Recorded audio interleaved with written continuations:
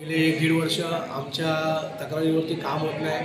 मुख्यमंत्री कार्यालयापासून AMC, DMC, E-ward, जी south, SRA, MHADA, वक्फ board या सगळ्या तक्रारींना कुठेतरी राजकीय आणि गुंडांच्या माध्यमातून अनाधिकृत बांधकाम असतील, लोकांच्या तक्रारी आहेत त्याच्यावरती काम करा, लीना फडणवीसची जे पोलीस ऑफिसरची तक्रार असेल, या सगळ्या तक्रारीवरती आम्ही काम करत असताना आम्हाला अडचण आहे आणि त्या सगळ्याचं निवारण करण्यासाठी आम्ही लोकसभेचा फॉर्मसुद्धा भरला आणि तो फॉर्म भरल्यानंतर आम्ही यामिनी मॅडम यांना सहकार्य केलं आणि त्यावेळी आम्हाला यशवंत जाधव यांनी शब्द दिला होता की तुझे सगळी कामं आम्ही तुमची सगळी कामं करू, सगळ्या कामाला सहकार्य करू. परंतु त्यांनी आम्हाला सहकार्य केलं नाही आणि 24 तारखेला 18 मेला सुनील घाटे यांनी त्यांच्याच ऑफिसच्या जवळ माझ्यावरती हल्ला केला आणि मला जीवे मारण्याची धमकी दिली.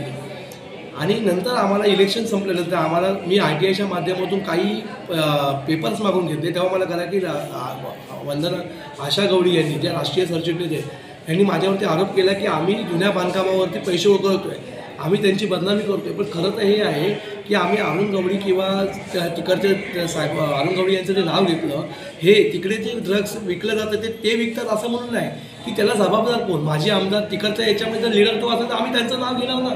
त्याला आम्ही सुद्धा जर ड्रग्स थांबलं जातं त्याला जबाबदार आम्ही पण आहोत. आम्ही का बोलतोय मग आमच्याच शब्दाचा विपर्यास करून त्यांना कोणीतरी आशा गवळी आणि अरुण गवळी यांना भडकवलं आणि आमच्या बाबतीत त्यांना मिसगाईड केले. त्यामुळे त्यांनी असं केलं.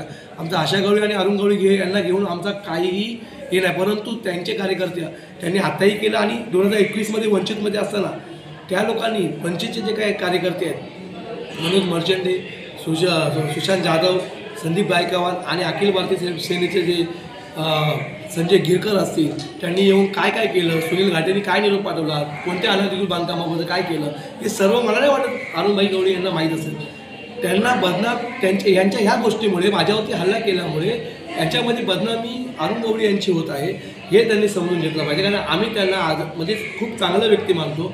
त्यांच्यामुळे आज 207मध्ये खूप कामं त्यांनी केलेली आहे. परंतु जर आम्ही काम करत असताना त्यांचे कार्यकर्ते जर आम्हाला त्रास देत असेल त्याला जबाबदार कोण हे मी तुम्हाला विचारतो. आम्ही त्यांना जबाबदार धरू किंवा तिकडे जर एखादी कोणती चुकीची गोष्ट होत असेल तर त्यासाठी आम्ही जर त्यांना जबाबदार आहे असं बोलणं, त्याचा तुम्ही विपर्यास करणं की आम्ही तुमची बदनामी करतो, हे कितपत योग्य आहे.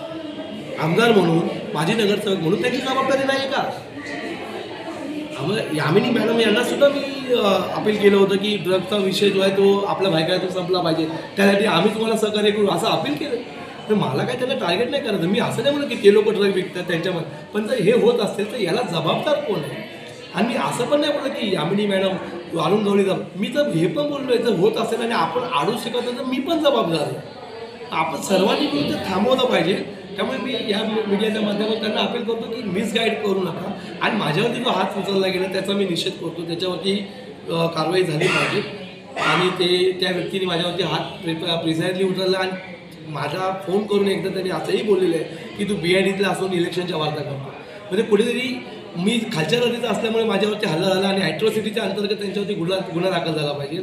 कारण 2017मध्ये माझ्या उमेदवारामुळे वंदना गवळी पडलेली आहे. नंदा लोखंडे, बहुजन मुक्ती पार्टी, त्यांना 553 वोट मिळाले आणि BID जाईतली वोटिंग ही अखिल भारतीय सेनेचीच वोटिंग होती. त्यावेळी 45 वोटिंगनी काका चव्हाणची बायकोसुद्धा पडली, शिवसेनेचे उमेदवार होते, ते आमच्यामुळे पडले असं नाही बोलणार. परंतु जर अभ्यास केला, राजकीय अभ्यास झाला तर 207मध्ये वंदना गवळीची हॅट्रिक जी आहे वंचित बहुजन आघाडी बहुजन मुक्ती पार्टी, भामसे प्रणित, वामन विश्राम यांची जी पार्टी होती त्याचा मी मुंबई प्रभारी होतो. त्यावेळी मी 17 सीट लढला. तेव्हापासून मला वाटतं आणि ते 2021मध्ये जे सरावाली कंपाऊंडचं जे मॅटर घेऊन त्याला घेऊन मला सुनील घाटे यांनी टार्गेट केलं असं मला वाटतं.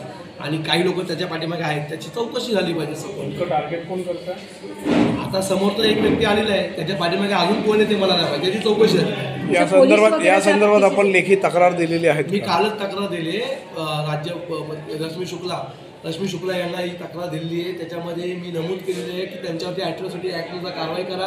आणि दुसरी तक्रार मी हे पण केलेली आहे की मला पिस्तूल द्या लवकरात लवकर. कारण मी साधारण माणूस आहे, साधा माणूस आहे. मी काही गुंड मावाले नाही आहे, मी ITI कार्यकर्ता पण नाही आहे. पण माझ्यावरती उद्या प्राणघातक हल्ला झाला, उद्या भविष्यात अजून काही होऊ शकतं. त्यासाठी याची जबाबदारी मुख्यमंत्र्यांनी, गृहमंत्र्यांनी घेतली पाहिजे. 18 तारखेच्या आधी आमच्या तक्रारी की आमच्या जीवाला धोका आहे, मग त्याच्यानंतर पण 18 तारखेला जर आमच्यावरती हल्ला होतो तर याला जबाबदार देवेंद्र फडणवीस जे आहे. काय जबाबदारी उद्या ज्या हल्ल्यामध्ये जर माझा जीव गेला असता तर तुमच्यावर जे हल्ला झाला ही घटना नेमकी केव्हाची आहे? 18 मे 2024 लोकसभा इलेक्शन दरम्यान शिवसेना ऑफिसच्या बाजूला माझ्यावरती हल्ला. याबाबत कुठे कुठे घटना केली आपण राज्य पोलीस आयुक्त म्हणजे रश्मिका मॅडम, लेखी तक्रार मुंबई कमिशनर, त्यानंतर आगरीपाडा पोलीस स्टेशन यांना आम्ही केले. गृह मंत्रालय जे देवेंद्र फडणवीसचं आहे त्यांना आम्ही तक्रार केलेली आहे. सर सारा सिस्टम बोला जा रहा है